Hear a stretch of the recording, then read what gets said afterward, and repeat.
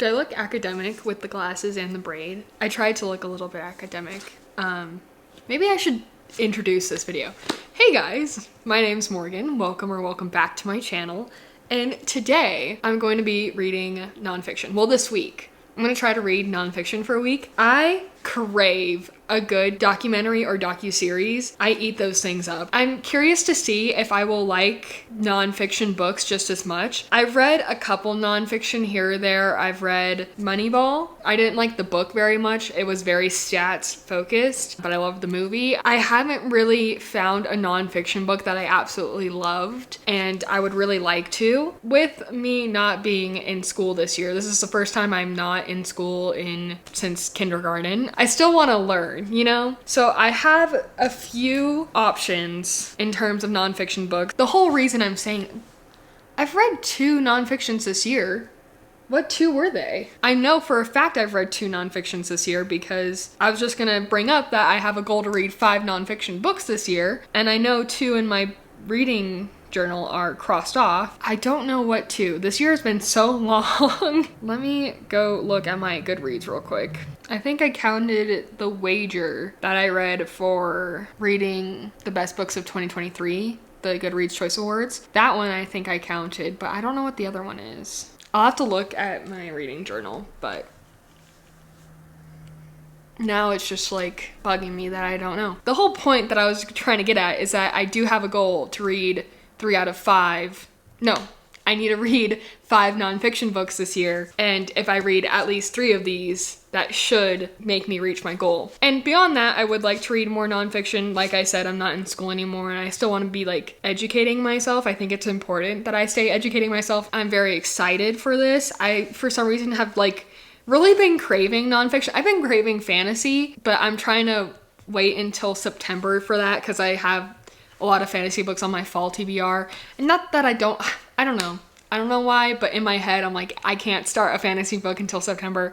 So I'm also craving a documentary or a docuseries, but I can't find any good ones right now on any of the things that I am subscribed to. So if you have any good recommendations, drop them in the comments because I will eat those up. This is a very long-winded intro, but yeah, I'm gonna start one of these books. I don't know which one. I'm kind of leaning towards this one just because I think it is a topic that I'm probably the least interested in. So I figured save best for last. Is that wrong of me? I don't know. I will definitely keep you updated. There's pictures in here. I love it when nonfiction has pictures. This is the book I'm gonna start with though. It is Monday, the 26th. And I think I have, Saturday is the 31st. I do have family coming into town this weekend though to see the new apartment. And I don't know if I'm gonna have very much time to read this weekend, but hopefully the next couple days I will get through quite a bit of these books and I will, be keeping you guys updated. So I guess we'll just dive right in with What the Eyes Don't See by Mona Hanna Atisha. Super quick update for anyone who was interested, which I doubt very many of you were, but the other nonfiction book I read this year was Apple Skin to the Core by Eric Gansworth, and that is a memoir written in verse. Really, really good. Highly recommend. I still haven't started the book yet. I literally just went and checked right after that last clip.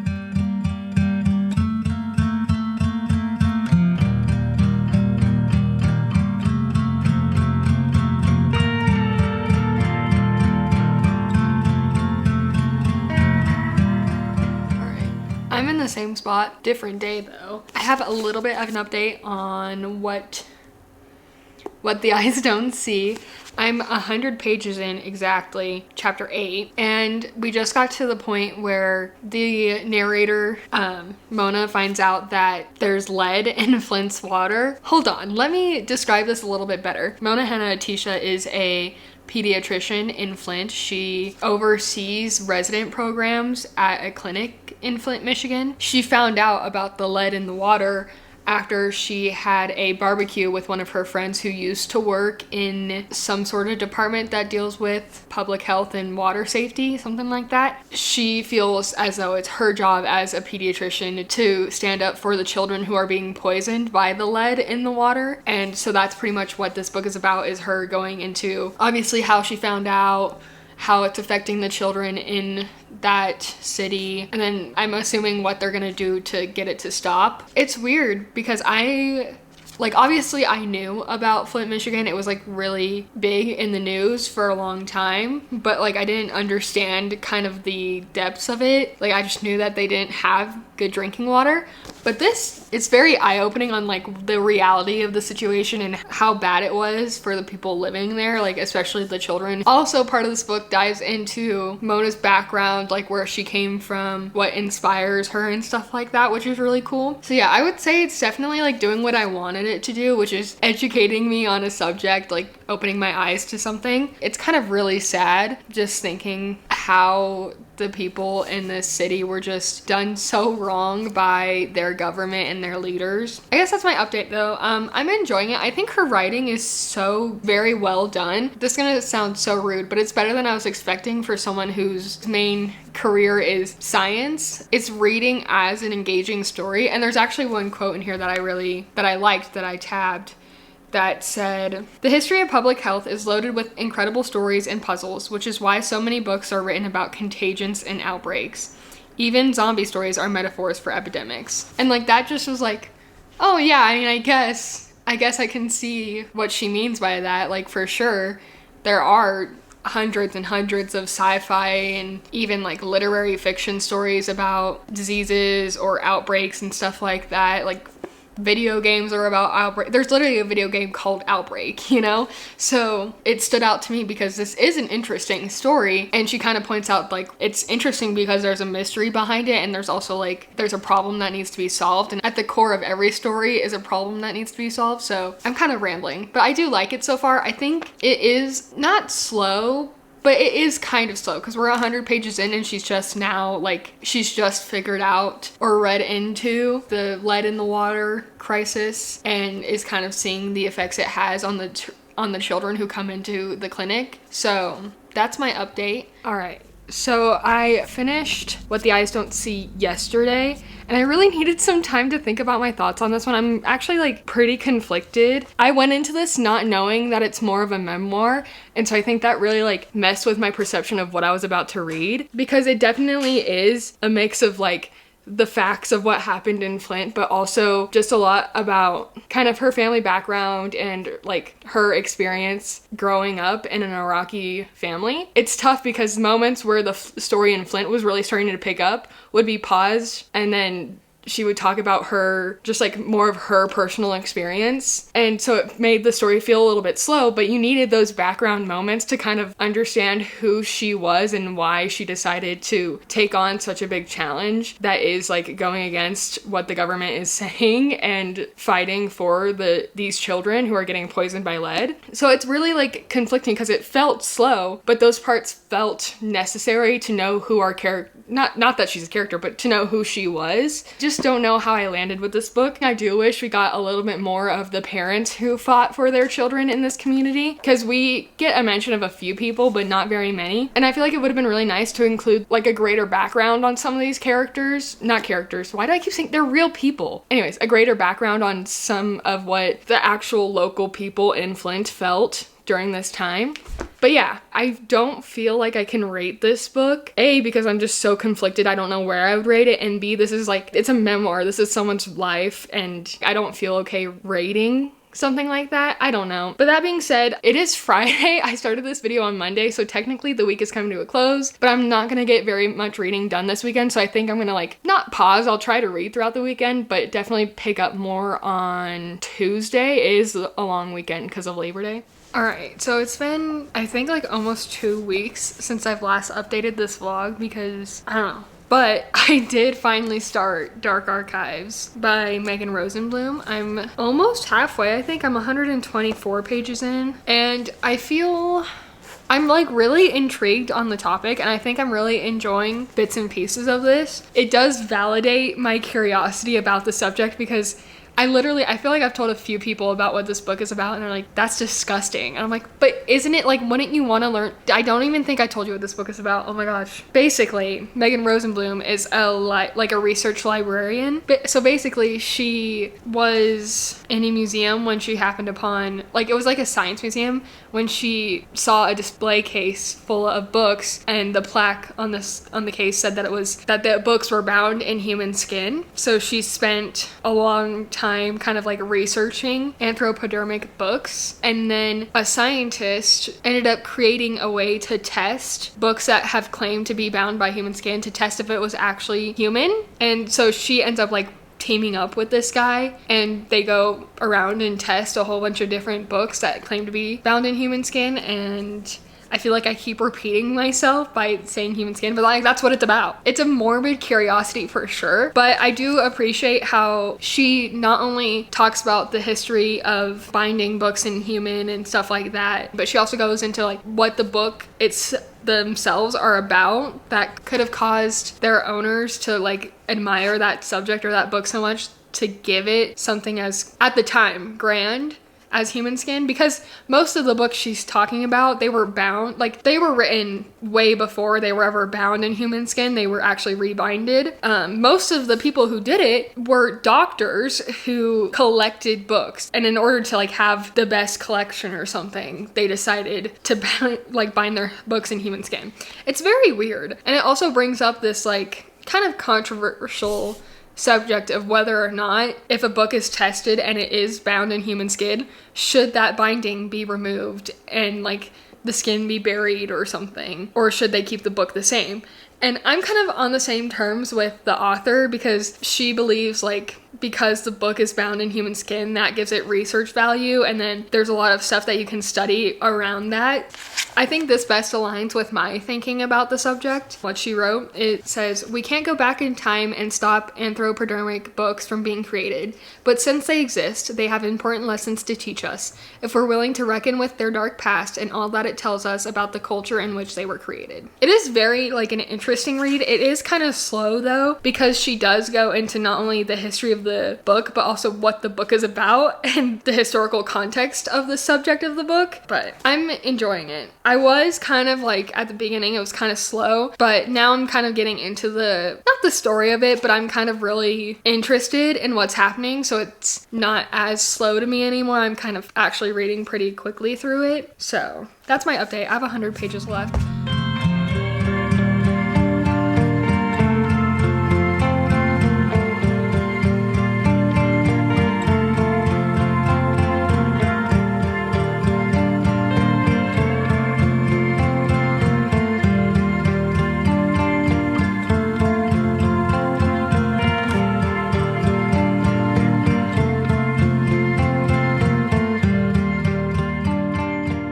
It's a couple days later actually, but I finished Dark Archives. I'm gonna end up, I think, giving this one 4 stars. I think the topic is really interesting, and I think there's a lot of ethical questions that Megan Rosenblum brings up, and she doesn't really dive too deep into any of them, which I've seen a lot of people get upset about online. She doesn't really establish why these books were made, and I feel like that's probably why I'm giving it 4 stars. I was kind of looking for more of a reason why. There's like only one book that had a very clear reason why, and that's because the person whose skin was used to bind the book asked for his skin to be used. Other than that, you don't get a lot of clarification on what brought this practice into like real life, like what brought people to actually do something this disgusting. But I did like how she dived into the history of each book. I think around the end it kind of moved away from the actual anthropodermic books and into the medical field. I think that's also another reason why it brought my rating down, because I kind of wish it had stayed with the books, but it was still really good and still really interesting, and definitely fulfilled the morbid curiosity I had around this subject. It is a very like controversial book. I think either you like it or you don't. And that's just solely based off of whether or not you agree with Megan Rosenblum and think that the books should be saved and studied, or agree with another point of view where they believe that out of respect for the human whose skin was used, the binding should be taken off the book and given like a proper burial or a proper treatment. Because if you think the book binding should be taken off, then don't read this book, because she's a huge advocate for keeping these books and studying these books. So that's what I have to say about that. I started Everything I Know About Love by Dolly Alderton, and I am, I think, just under 100 pages in, and it has already made me cry. It has already made me have a full emotional breakdown, and it was like about not even her relationships, but just her relationship with herself and loving her own body. Like that really, oh yeah, I'm 101 pages in. But yeah, that really got me. I was inconsolable for a few hours, and I had to put the book down yesterday, but I am planning on finishing it today. This is a memoir written by Dolly Alderton, and she kind of reflects on what love has meant to her throughout her life. And I'm really curious to see how this, like, not storyline, but this kind of theme of self-love changes throughout the book. But I also really like how she explores the love she feels for her female friends. And I think that's not something that's talked about very often, or at least as a romance reader, that's not something I get to read very often. So I really like that as well. Yeah, that's it.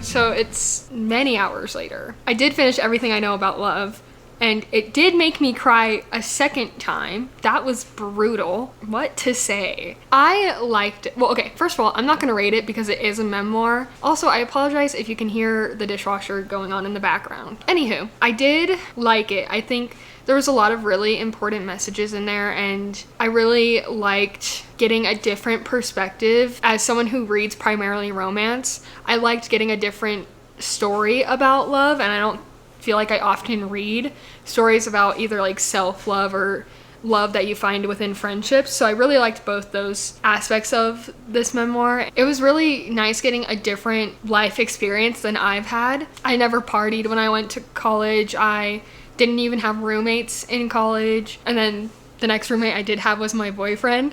So it's like, it's interesting to see how Dolly found female friendship in her life and learned love from those friendships. And I just think it's something that I'm not like, that I've never, well, I've experienced love with my female friendships. Like, I have a best friend, and then I also have my sister, who is probably also my best friend. She is my best friend, but I don't think I'm hers, is what I'm trying to say. But so it's like I've experienced that, but not how Dolly has. And so I think it's really interesting to see how different Dolly's life was compared to mine. It just didn't really hit for me in the way I think it's hit for others. That's where I landed on that. I don't know. I keep staring down at my Kindle because it's right next to the camera, trying to think of that book. That being said, we're at the end of the video. What did I learn throughout this? I think I started this video in hopes of learning, because I'm not in school anymore and I still want to learn, and that's what I felt nonfiction could do for me, is to teach me. And I do think I've learned some things along the way. I have gained a new fear of tap water thanks to What the Eyes Don't See. I've learned a lot more about human skin bound books. I didn't even know those existed, so now I do, which was interesting. I don't know if that's a good thing or a bad thing. And I learned a lot about how you're surrounded by love without even like really realizing it on the day-to-day basis. But yeah, so I did learn. So I guess I achieved the goal that this video had, that I kind of forgot that this video had because it's been so long that I've been recording this. That being said, I do still want to keep reading nonfiction. Let me know in the comments your favorite nonfiction book. It can be like literally any kind of nonfiction, a memoir, a research something or other, anything. Let me know what your favorite one is, and I will be sure to read that, because I do want to keep reading nonfiction. I think it'd be really helpful, not helpful, but really great for my academic brain. But yeah, thank you so much for watching, and I will see you in the next video. Bye.